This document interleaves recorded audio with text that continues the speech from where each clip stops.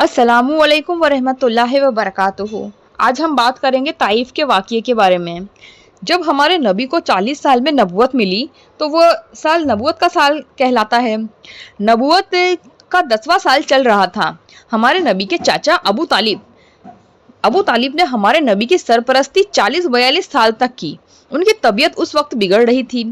ये उस वक्त की बात है जब अबी तालिब यानी कि 3 साल तक मुसलमानों को एक जगह पर समेट के रख दिया। अबी तालिब उस जगह का नाम है, उस जगह पर समेट के रख दिया और उनका मुकम्मल तौर पर बाइकाट कर दिया। जब वो बाइकाट ख़त्म हुआ, जब वो कागज़ जो सफ़िया बनाया था वो कागज़ बिल्कुल ख़त्म हो गया और उस मुकम्मल बाइकाट को ख़त्म हुए 6 महीने ही गुजरे थे और 10 रजब में हमारे नबी सल्लल्लाहु ताला अलैहि वसल्लम के जो चाचा है अबू तालिब, उनका इंतकाल हो गया। इसी वक्त में आप सल्लल्लाहु ताला अलैहि वसल्लम अपने चाचा के पास गए और कहा कि आप कलमा पढ़ लें, लेकिन अबू तालिब ने कहा कि मैं अपने वालिद यानी कि अब्दुल मुत्तलिब के दीन पर ही रहूंगा। अबू तालिब के इंतकाल के 2 महीने बाद, बहुत सी रिवायतों में आता है कि 3 दिन बाद, लेकिन 2 महीने बाद सही है। 2 महीने बाद आप सल्लल्लाहु ताला अलैहि वसल्लम की बीवी हजरत खदीजा का भी इंतकाल हो गया। तो आप सल्लल्लाहु ताला अलैहि वसल्लम इन सारी वजहों से बहुत ज्यादा गमगीन रहा करते थे, बहुत ज्यादा परेशान रहा करते थे। इधर कुरैश के लोगों ने अजियतें और बढ़ा दी थी। हमारे नबी अल्लाह ताला के हुक्म से आप सल्लल्लाहु ताला अलैहि वसल्लम तब ताइफ गए अपने आजाद करदा गुलाम हजरत जैद बिन हारिसा को साथ लेकर।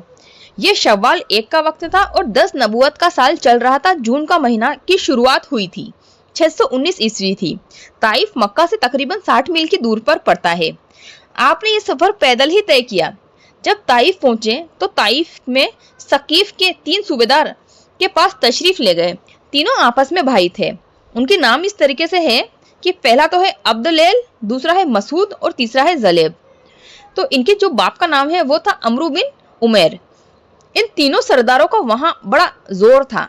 जब हमारे नबी ने दीन की दावत दी तो इन तीनों ने बात नहीं मानी। पहले ने तो कहा कि वो काबे का पर्दा फाड़ दें अगर अल्लाह ने तुम्हें रसूल बनाया। दूसरे ने कहा कि अल्लाह को तुम्हारे अलावा कोई और न मिला।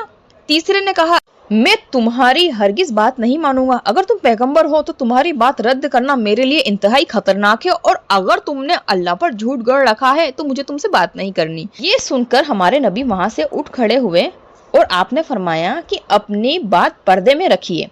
रसूल अल्लाह ने ताइफ में 10 दिन कयाम फरमाया। इस 10 दिन में आपने वहां एक एक सरदार के पास गए और गुफ्तगू की, लेकिन एक ही जवाब मिला कि तुम हमारे शहर से निकल जाओ।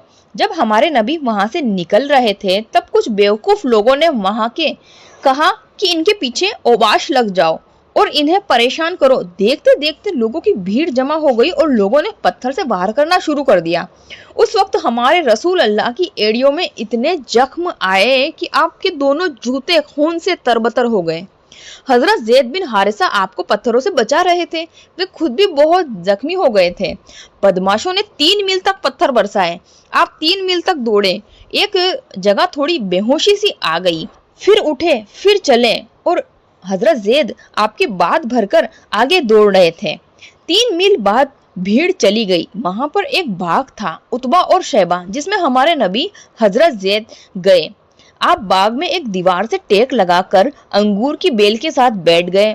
जब थोड़ा इत्मीनान महसूस हुआ, जब थोड़ा सुकून महसूस हुआ, फिर आपने एक दुआ फरमाई। ताइफ में एक भी लोगों के ईमान न लाने की वजह से आप बहुत दुखी हो गए थे। ताइफ के लोगों की बदसलूकी के बाद में आपने अल्लाह से दुआ की कि या अल्लाह, तुझी से अपनी कमजोरी, बेबसी और लोगों के नजदीक अपनी बेकदरी का शिकवा करता हूँ। मुझे तूने किन लोगों के हवाले कर दिया है? देखो इन्होंने मेरा क्या हाल कर दिया है। तू ही मेरा रब है।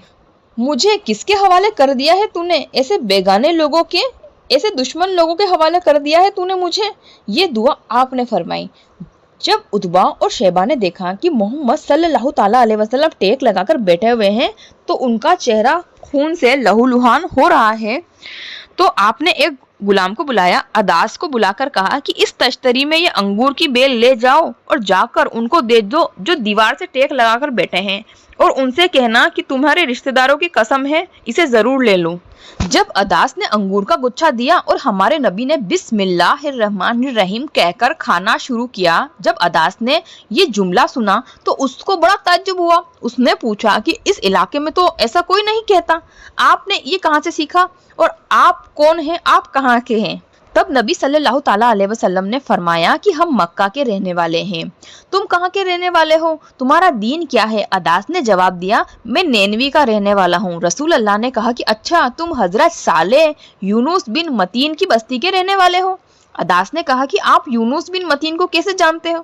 تب رسول اللہ نے فرمایا کہ وہ میرے بھائی ہیں، وہ بھی نبی تھے اور میں بھی نبی ہوں۔ یہ سن کر عداس رسول اللہ پر جھک پڑا اور آپ کے سر اور ہاتھوں کا بوسہ لینے لگا۔ یہ دیکھ کر رابعہ کے بیٹوں کو، عتبہ کو اور شیبہ کو بڑا تعجب ہوا اور کہا کہ اس آدمی نے ہمارے غلام پر بھی جادو کر دیا ہے۔ جب وہ غلام واپس آیا تو عتبہ شیبہ نے اس سے پوچھا کہ یہ کیا معاملہ ہے؟ عداس نے کہا کہ میرے آقا روئے زمین پر اس شخص سے بہتر اور کوئی شخص نہیں، انہوں نے مجھے ایسی بات بتائی ہے کہ جسے نبی کے سوا کوئی نہیں جانتا۔ عتبہ شیبہ نے یہ کہا کہ دیکھو عداس، یہ تمہارا دین تم سے پھیر دے گا۔ جب رسول اللہ نے تھوڑا آرام فرمایا پھر مکہ کی طرف روانہ ہوئے۔